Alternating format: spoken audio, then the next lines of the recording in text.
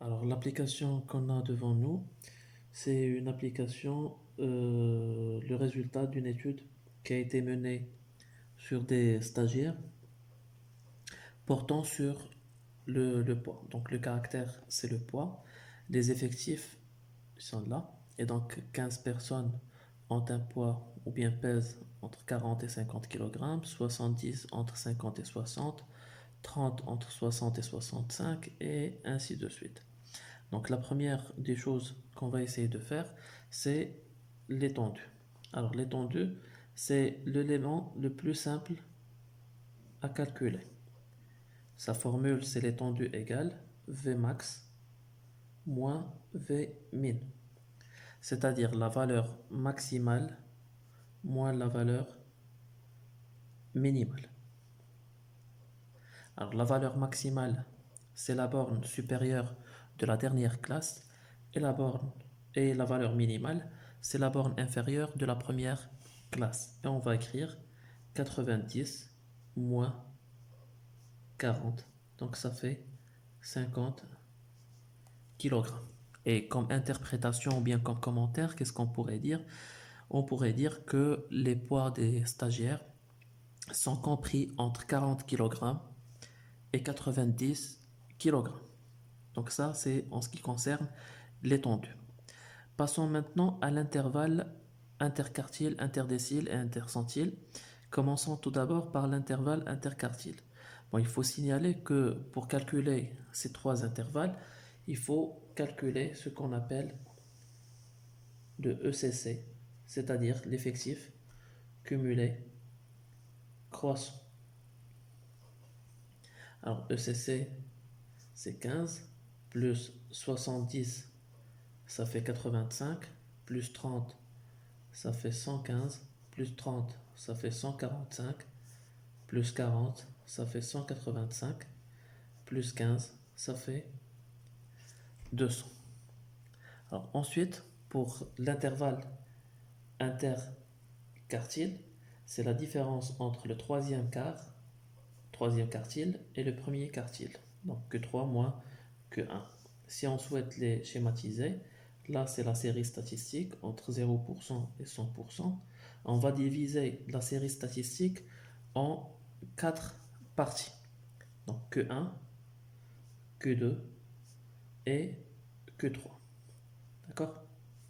Bien sûr, que 2 c'est ce qu'on appelle la médiane. Alors, dans ce cas, que 1 c'est quoi? Que 1 elle laisse 25% des observations en bas. Pour que 3 elle laisse 25% des observations en haut.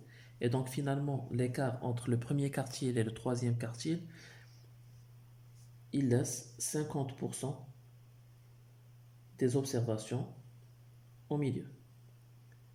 Alors je vous donne un exemple. Supposons qu'on a fait une étude sur les salaires au Maroc et on a trouvé que le quartile 1 est égal à 2500 dirhams.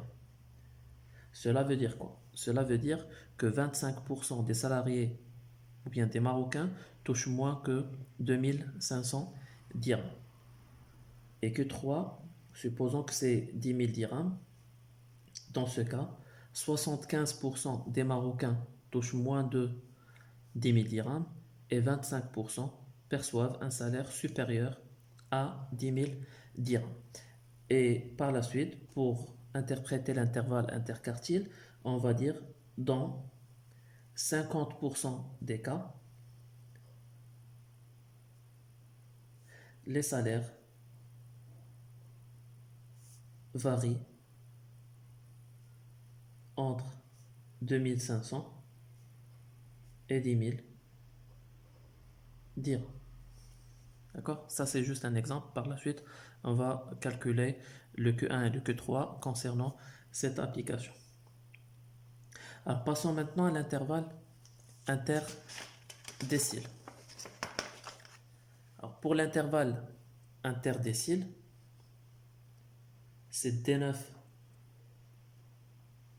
moins D1. Alors, la même chose, si on essaie de schématiser, là, on aura 100%. Et là, c'est 0%.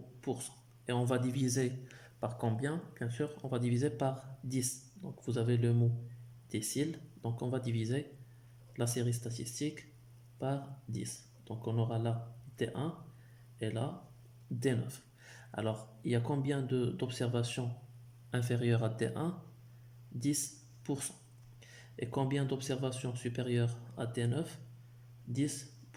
Et donc finalement, entre D1 et D9, il y a 80% des observations. Alors si on reste sur le même exemple de tout à l'heure des salaires, si D1 égale 2000 dirhams, alors cela veut dire que 10% des Marocains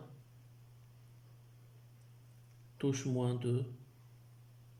un salaire inférieur à 2000 dirhams. Et D9, supposons que c'est 15 000 dirhams, on va dire que 90% des salariés perçoivent un salaire inférieur à 15 000 dirhams. Et puis par la suite, la différence entre D1 et D9, on va dire, pour l'interprétation de l'intervalle interdécile, dans 80% des cas, les salaires varient entre 2000 dirhams et 15 000 dirhams. D'accord? Alors, puis par la suite, on va essayer de calculer ou bien de faire la même chose avec l'intervalle intercentile qui est égal à C99 moins C1. Et bien sûr, quand on parle de centile, c'est qu'on va diviser la série statistique par 100. Donc là, c'est C1 et là, c'est C99. Alors, en bas de C1, donc on a 1% des observations. Et au-delà de C99, on a 1% des observations. Et donc finalement, entre C1 et C99, il y a 98% des observations. D'accord? Donc si on prend un exemple, comme tout à l'heure, alors si C1 égale 1500 dirhams et C99 égale, on va dire, 17 000 dirhams, c'est que 1% des salariés touchent moins de 1500 dirhams. D'accord? Donc 1% des salariés touchent moins de 1500 dirhams.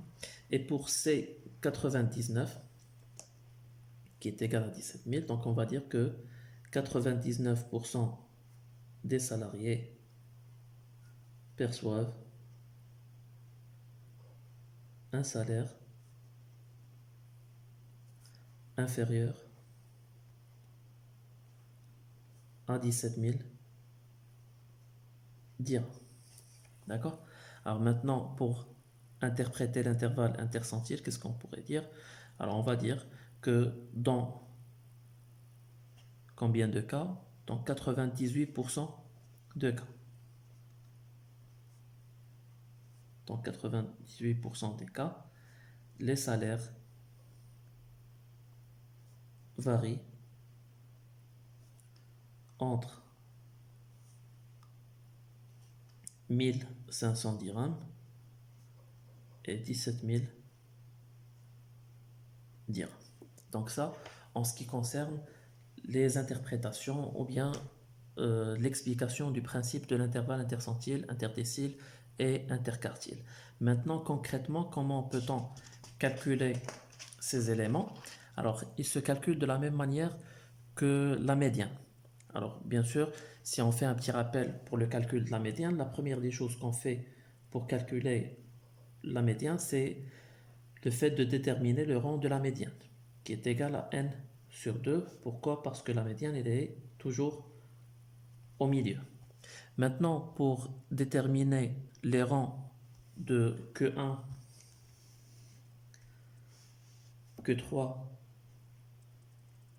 D1, D9, C1 et C99, donc là, ce sont des éléments à calculer, et là, c'est le rang. Alors, pour le rang de Q1, c'est n sur 4. Pourquoi c'est n sur 4? Parce qu'on divise la série statistique, comme je viens de le dire tout à l'heure, par 4.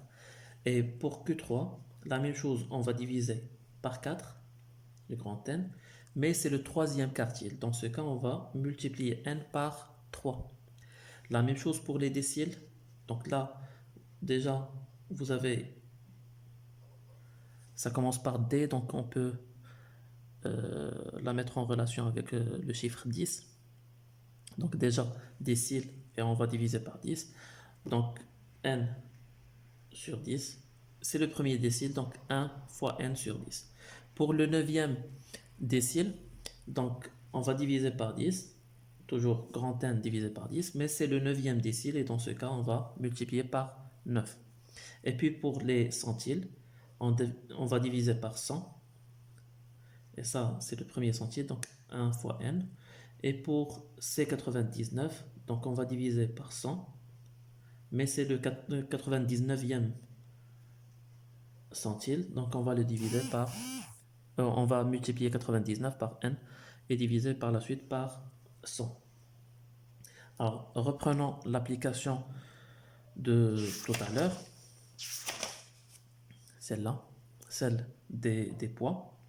Donc, je vais la reprendre ici dans cette page, et puis par la suite, on va commencer le calcul.